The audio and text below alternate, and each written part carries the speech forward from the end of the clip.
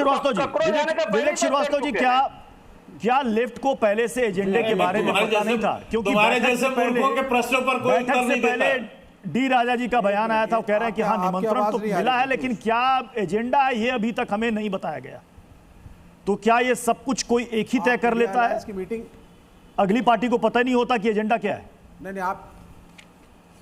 ये आपको किसने कह दिया? ये इन्फॉर्मेशन कहाँ से है आपके पास साहब? डी राजा साहब वहाँ पहुंचे थे, मेंबर राज्यसभा, पी संतोष भी थे।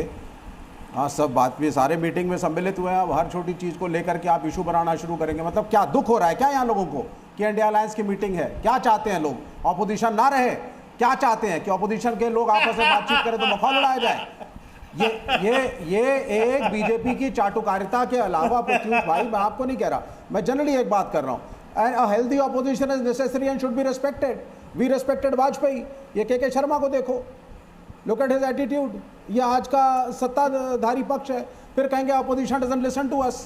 एटीट्यूड नहीं, तुम्हारी मूर्खता पे हंस रहा हूं मैं, तुम्हारी मूर्खता पे हंस रहा हूं। नहीं मत हंसिए, हेल्दी विपक्ष चाहिए, मूर्खतापूर्ण विपक्ष नहीं चाहिए। गलत शब्दों का प्रयोग, तुम्हारी मूर्खता पे हंस रहा हूं। सुनो पहले, सुनो आप।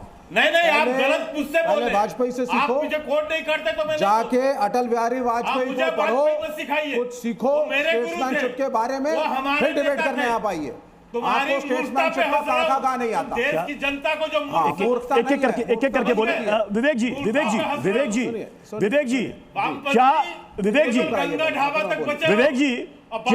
क्या आने वाले वक्त में हमें इंडिया गठबंधन की रणनीति में बदलाव दिखेगा? अब तक तो ये नीति रही है कि लोकसभा चुनाव में मिल जाओ और बाकी स्टेट इलेक्शन में अपना अपना देख लो। तो क्या हम आने वाले वक्त में बंगाल में लेफ्ट और टीएमसी को साथ देखेंगे? हाँ। क्या आने वाले वक्त में केरल में कांग्रेस और लेफ्ट को साथ लड़ते देखेंगे? देखिए प्रत्युष भाई, आप एक बड़े ही सीनियर पत्रकार हैं, अनुभवी हैं और अच्छे पढ़े लिखे हैं। मैं भी स्टूडेंट ऑफ पॉलिटिक्स हूं, आप भी स्टूडेंट विद्यार्थी हैं राजनीति के, और हम हमेशा रहेंगे। आपने अगर पूरे भारत के राजनीति का इतिहास देखा होगा, तीसरे मोर्चे की सरकारें पहले आपने देखी हैं। आई के गुजराल का समय, देवेगौड़ा का समय, वीपी सिंह की सरकार थी, जब एक तरफ बीजेपी वाले थे और एक तरफ वाम मोर्चा था, हमने समर्थन दिया था, एक एंटी कांग्रेस मूवमेंट थी। तो ऐसे बहुत सारी तब्दीलियां आई। यूपीए का समय आया और इलेक्शन, और लेकिन अब आप देखिए इसमें ये जिस चीज़ को आज एक इशू के रूप में हम लोग डिस्कस कर रहे हैं, हमेशा पास्ट में state level compromises and elections were different, और एक सेकुलरिज्म और सोशलिज्म के मुद्दे पर केंद्र में लोग इकट्ठा होकर के सरकारें बनाते थे।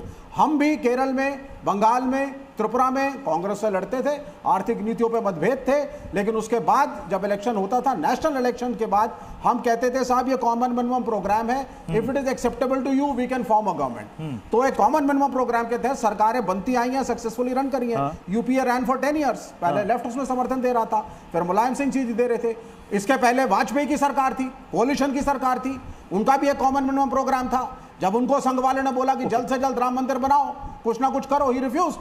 He said, I cannot, I'm running a coalition government। नहीं, मैं एग्री करता हूं, गठबंधन में लोग मिलते हैं, निकलते हैं, फिर आते हैं, फिर निकलते हैं, ये तो सतत प्रक्रिया चलती रहती है।